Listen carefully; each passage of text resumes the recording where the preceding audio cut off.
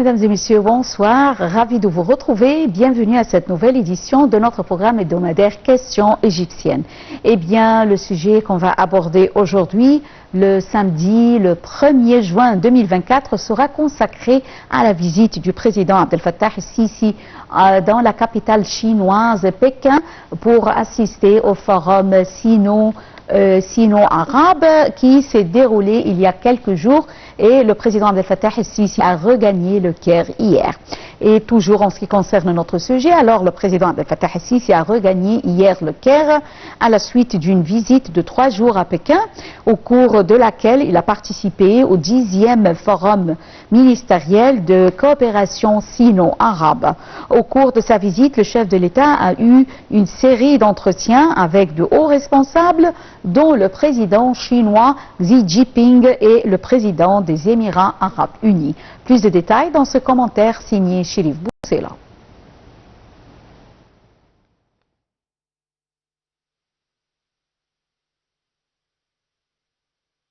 Le président Abdel Fattah el-Sisi a regagné le Caire à la suite d'une visite à Pékin, au cours de laquelle il a participé au 10e forum ministériel de coopération sino-arabe. Intervenant au forum, le président el-Sisi a réitéré qu'il n'y avait pas de chemin vers la paix et la stabilité dans la région sans une approche globale de la cause palestinienne. Le président el-Sisi a également appelé la communauté internationale à empêcher tout déplacement forcé des Palestiniens et à fournir immédiatement une aide humanitaire à long terme à la bande de Gaza et à mettre fin au siège israélien. En marge de sa visite, le président Abdel Fattah el-Sisi s'est entretenu avec son homologue chinois Xi Jinping. Au cours de cet entretien, les deux dirigeants ont discuté les moyens de renforcer les relations bilatérales et d'élargir la coopération dans divers domaines. Ils ont aussi abordé diverses questions régionales d'intérêt commun, notamment la guerre en cours dans la bande de Gaza. Le président el-Sisi a rencontré le président de la Société Générale de l'Architecture Chinoise, CSCEC, Zheng Qichuan. Au cours de la rencontre, le président el-Sisi a passé en revue les développements récents dans le secteur des infrastructures en Égypte, ce qui a offert des opportunités aux investisseurs étrangers pour injecter davantage d'investissements en Égypte. Le président Abdel Fattah el-Sisi a également rencontré M. Song Hai, président du conseil d'administration du groupe chinois d'ingénierie énergétique China Energy, et un certain nombre de hauts dirigeants de l'entreprise. Le porte-parole de la présidence a déclaré que le président el-Sisi a souligné au cours de la réunion la volonté de l'Égypte d'œuvrer à augmenter le volume des investissements chinois et de développer sa coopération avec les entreprises chinoises opérant en Égypte, au premier rang desquelles China Energy. Le chef de l'État a souligné que l'Égypte tenait à améliorer le niveau de coordination et de coopération avec l'entreprise et à bénéficier des expertises et des capacités qu'elle possède, indiquant que l'Égypte accueille favorablement la volonté de l'entreprise d'élargir ses projets en Égypte, surtout les projets liés à l'hydrogène vert. Toujours en marge de sa visite d'État en Chine, le président el-Sisi a rencontré mercredi M. Zhao Leji, président du comité permanent de l'Assemblée populaire nationale. Les deux parties avaient apprécié les relations distinguées entre les parlements des deux pays, qui se sont traduites par la formation du groupe d'amitié parlementaire égypto-chinois.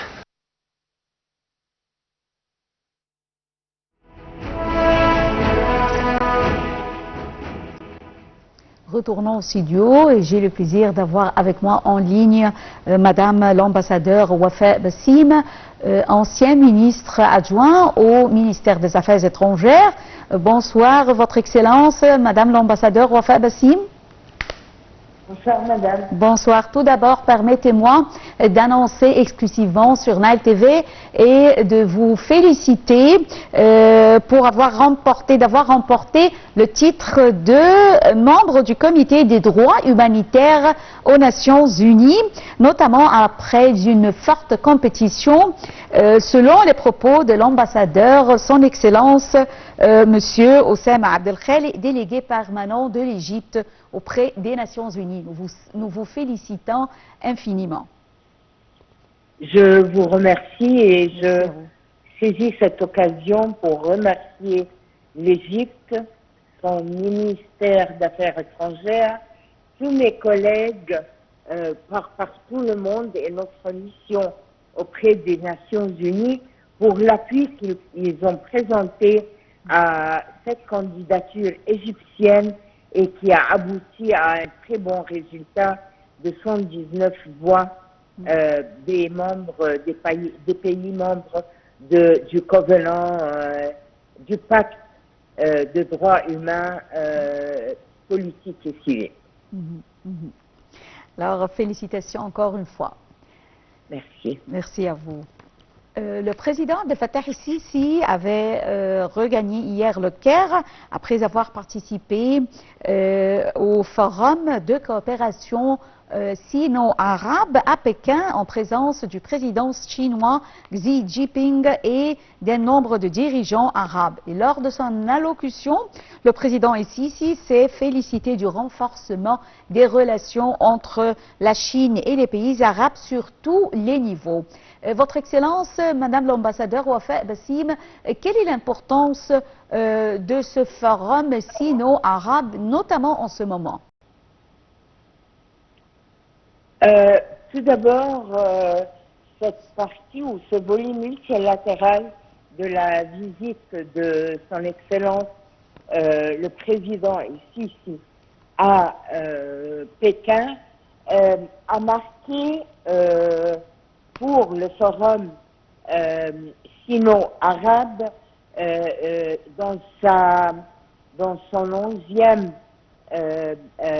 édition de rencontre des ministres des Affaires étrangères des pays arabes et de la Chine. Elles ont marqué cette 10e édition, cette 11e édition, ils ont marqué quand même 20 années de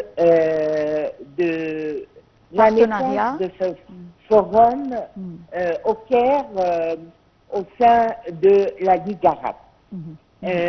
Ce forum, à part le président el-Sisi, a joui de la présence aussi d'autres leaders arabes qui ont tenu à être là pour participer à l'inauguration de ce forum, et notamment le roi du Bahreïn, l'émir des Émirats arabes unis, notre président et le prince de Qatar, l'émir de Qatar. Et là, cela a donné quand même un grand poids et une grande signification à ce que des leaders, des dirigeants à ce haut niveau participent à l'inauguration d'une rencontre ministérielle. L'importance, bien notamment, il y avait aussi le secrétaire général de la Ligue arabe et certainement le président chinois.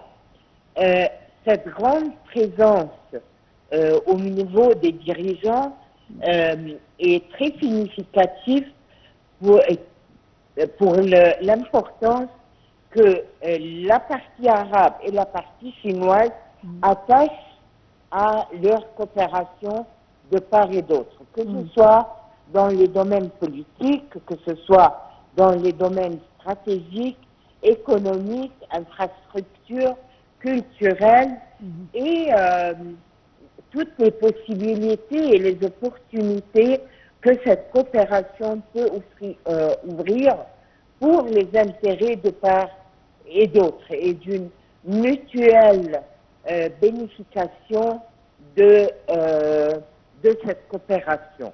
De la part de la Chine, ça lui ouvre, disons, des horizons sans fin dans un grand marché arabe, dans une grande entité arabe qui dépasse maintenant des milliards d'habitants, et où elle peut profiter dans les domaines de l'énergie, de l'écologie, du commerce certainement, des différentes sortes d'investissements, que ce soit technologiques, financières et de part et d'autre. De la même chose pour la partie arabe. Donc c'est une grande opportunité qui crée une occasion de gagnant-gagnant et qui est très profitable et qu'il faut continuer à renforcer après avoir pris note et évaluation de ce que cette initiative, ce forum, a pu réaliser en 20 ans depuis sa création. Oui. Votre Excellence, Madame l'ambassadeur Wafa Bassim, alors le président Abdel Fattah el-Sisi a déclaré dans son discours que les relations sino-arabes étaient un des piliers fondamentaux de la stabilité internationale. Comment avez-vous vu cette déclaration faite par le président Abdel Fattah el-Sisi? Il faut voir la place que la Chine occupe dans le monde pour le moment. La Chine est un membre permanent du Conseil de sécurité des Nations Unies. En ce qui concerne l'Égypte et le monde arabe, c'est une voix qui se lève pour porter à ce Conseil de sécurité, mais disons au monde entier, les aspirations, les inquiétudes, les espérances de cette grande partie du monde qui est le monde en voie de développement. La Chine garde toujours une grande gratitude pour l'Égypte particulièrement pour avoir été le premier pays arabe et africain à reconnaître la Chine, la République de la Chine, comme État indépendant il y a 68 ans, et être le premier à encourager et à avoir des relations diplomatiques avec la Chine, avec Pékin. Certainement, puisque l'Égypte avait pris la tête de file, tous les pays arabes ont fait suite, ainsi le pays africain, et ainsi la Chine s'est trouvée renforcée et a pris pleinement, a assumé pleinement son rôle au sein de la communauté internationale. Là, nous voyons les positions chinoises en tout ce qui regarde les questions de grande importance pour le monde arabe, que ce soit sur le plan politique, le plan économique, le plan stratégique. Et là, nous allons nous joindre à son Excellence le président égyptien qui a mis une grande importance, souligné très fortement l'importance de la question de Gaza en ce moment, mais pas seulement disons la crise ou les atrocités qui se passent à Gaza et à Rafah en ce moment, mais la question palestinienne elle-même qui représente la question clé dans le Moyen-Orient et ses répercussions sur la paix et la stabilité du monde entier.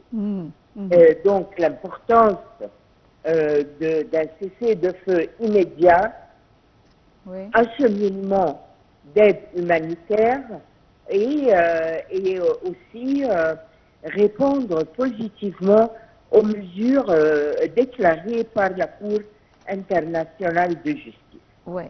Et puis viendra la deuxième étape de recouvrir ou de revenir à la table de négociation pour créer un État palestinien viable, durable, sur le principe de deux États, comme l'a prononcé déjà les instruments de loi internationale et les résolutions du Conseil de sécurité et de l'Assemblée générale.